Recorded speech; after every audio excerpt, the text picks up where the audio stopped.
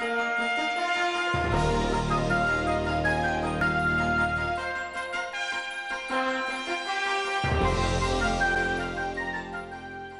everybody, welcome to the county seat. I'm your host Chad Booth.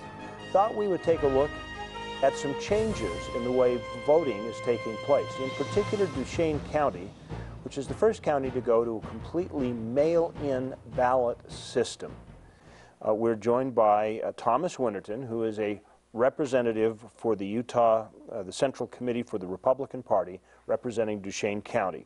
We also have Joanne Evans, who's the Chief Deputy Clerk from Duchesne County, and Commissioner Ron Winterton from Duchesne County. Thank you for joining us today. Thank you. So you kind of ended up in a hot seat here with this change. It's created a little bit of controversy in Duchesne County? It has. We've received a lot of comments. So why did we do this? Our particular circumstances were a little bit unique in the fact that in redistricting, they cut our small county into three congressional or House districts, and so it changed the format in which how are you going to have those ballots for everybody, whether right across the street you could be voting for some other representative, and so we were trying to tackle that. We started this process back in probably November. How are we going to handle this, knowing that we were going to have something, but we didn't know what. Exactly what I was going to. And so I believe it was Joanne that came up with, well, this would be an easy solution. Well, it's not an easy solution. We found out that it's created a lot of work, extra work, a lot of coordination with the Postal Service. Our GIS departments had to come up with, well, a lot of work because of addressing issues. Well, I think this is an area where people really, elections are an area that people don't really understand anyway as to what goes into an election. They see the voting booth, you pull the curtain, they have the right to vote, and they leave it at that.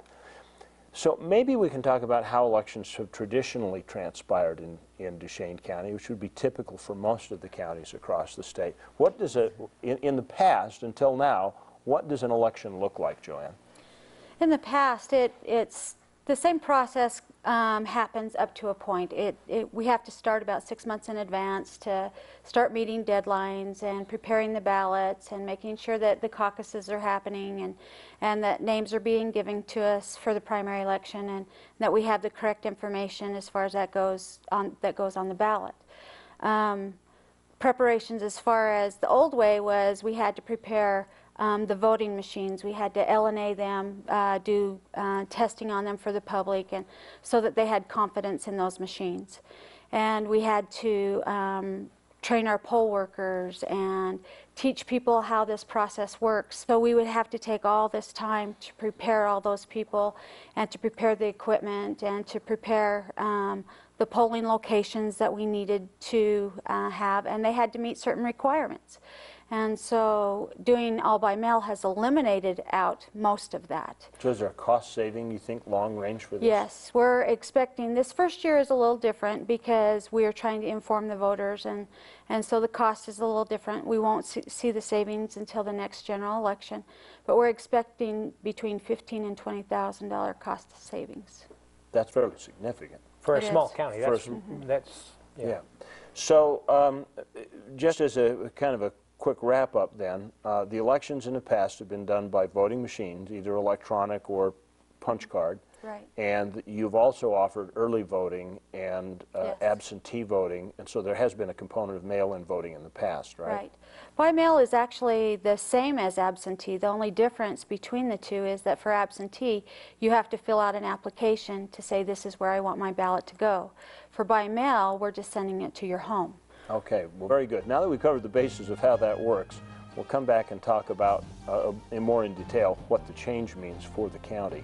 And we'll be right back with the county seat in just a minute. Have you Ever wanted to go on a vacation to Mars? What about a visit to the Old West? Impossible, right? Well, forget what you think is real. In southern Utah's Kane County, other worlds are just an ATV ride away. The Old West lives on in every sunset. From the downtown streets of Little Hollywood to the vistas that have inspired the world. Never find yourself closer to home and yet farther than you've ever been. Southern Utah's Kane County, where anywhere is possible.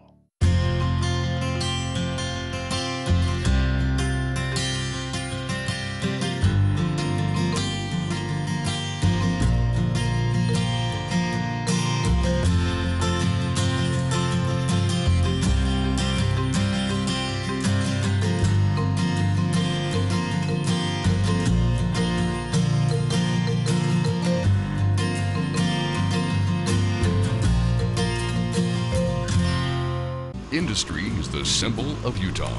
Beauty is what makes it unique. Nowhere else are these two qualities exemplified, like in Uinta County. Oil and gas extraction, pioneer history, the spirit of hard work and integrity that feed our state. Built in the middle of the most spectacular backdrop in the West. Isn't it time you found the balance you've been looking for? Uinta County, Utah, where industry meets inspiration.